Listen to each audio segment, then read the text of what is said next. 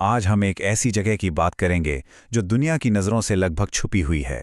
एक ऐसी दुनिया जो आज भी अपने अंदर कई गहरे राज दबाए बैठी है। जरा सोचिए, एक ऐसी जगह जहां आज भी विशालकाय पत्थर पैसों की तरह इस्तेमाल होते हों। ये माइक्रोनेशिया के कई चौंकाने वाले विरोधाभासों में से सिर्फ एक है।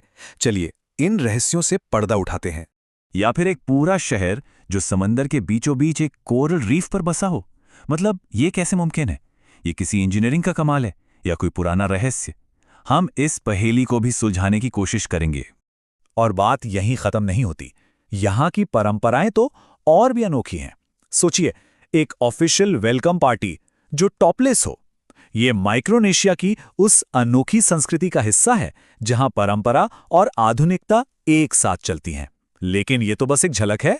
तो इन सब पहेलियों को समझने के लिए सबसे पहले ये जानना जरूरी है कि आखिर ये माइक्रोनेशिया है क्या और दुनिया के नक्शे पर है कहाँ। तो चलिए शुरू करते हैं कुछ बेसिक फैक्ट्स से। तो देखिए, ये देश असल में 600 से भी ज्यादा द्वीपों से मिलकर बना है, जो प्रशांत महासागर में दूर दूर तक फैले हुए हैं। इन्हें 4 मेन राज्यों में बांटा गया है: याप, चूक, पोनपेई और कोसरे। और मजे की बात यह है कि हर राज्य की अपनी अलग पहचान है, अपनी अलग संस्कृति। और इतने सारे द्वीपों पर कुल आबादी कितनी है? सिर्फ 1,20,000 के करीब। जी हाँ, हमारे किसी छोटे शहर के बराबर। अब जरा इसके झंडे को देखिए। ये भी अपनी कहानी खुद कहता है।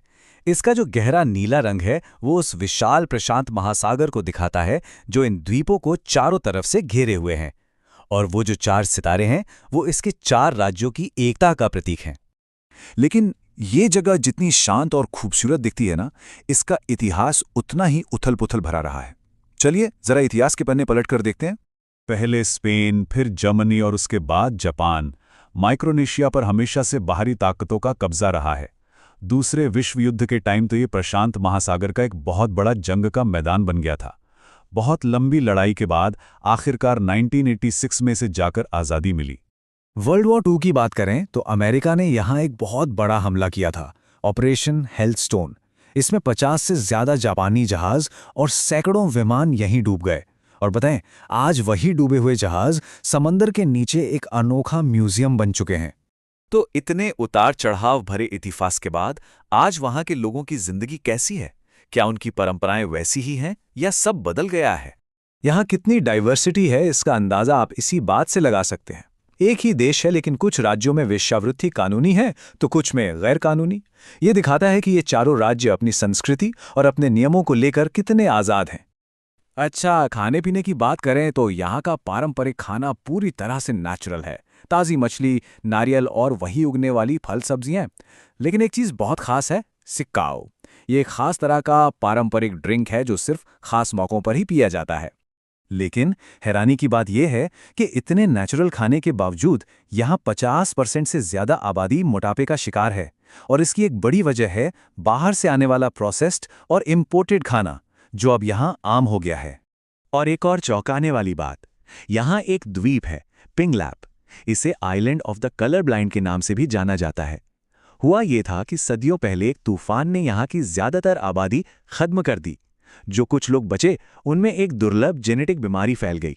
नतीजा, आज भी वहाँ हर 10 में से 1 इंसान को रंग दिखाई नहीं देते। तो चलिए अब उन जगहों की सैर करते हैं जो माइक्रोनेशिया को वाकई में असाधारण बनाती हैं। वही जगहें जिनका जिक्र हमने एकदम शुरू में किया था। सबसे पहले बात करते हैं चुक लागून की। सोचिए, समंदर के नीचे वर्ल्ड वॉर 2 के 50 से ज्यादा जहाज वैसे के वैसे पड़े हैं जैसे वो डूबे थे। ये सच में दुनिया का सबसे बड़ा अंडर वाटर म्यूजियम है, जहां गोताखोर मानो टाइम में पीछे जाकर इतिहास को छू सकते हैं। और फिर आता है पोनपे का नान माडोल, एक पूरा का पूरा शहर जो समंदर के बीचों बीच एक कोरल रीफ पर बना है।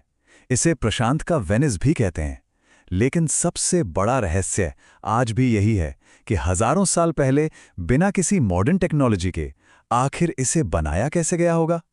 और हाँ, याप के वो पत्थर वाले पैसे देखिए, ये सिर्फ पत्थर नहीं है। इनकी कीमत इनके साइज से नहीं बल्कि इनकी कहानी से होती है।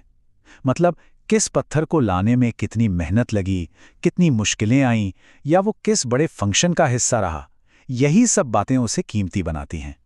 तो इन सब अनोखी, हैरान करने वाली बातों के साथ आज की इस मॉडर्न दुनिया में माइक्रोनेशिया की जगह कहाँ है? इतनी अविश्वसनीय खूबसूरती और अनोखी संस्कृति होने के बावजूद आपको पता है यहां साल भर में कितने टूरिस्ट आते हैं? मुश्किल से 45,000 बस।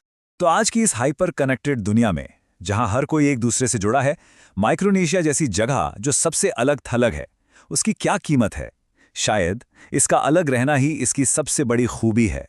और यही सवाल हमें याद दिलाता है कि इस दुनिया में अब भी ऐसे कोने हैं जिन्हें खोजना बाकी है।